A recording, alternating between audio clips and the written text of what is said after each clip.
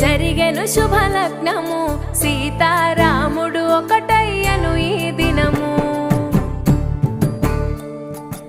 ఏడడుగుల పయనము ఒకరికొకరు సొంతము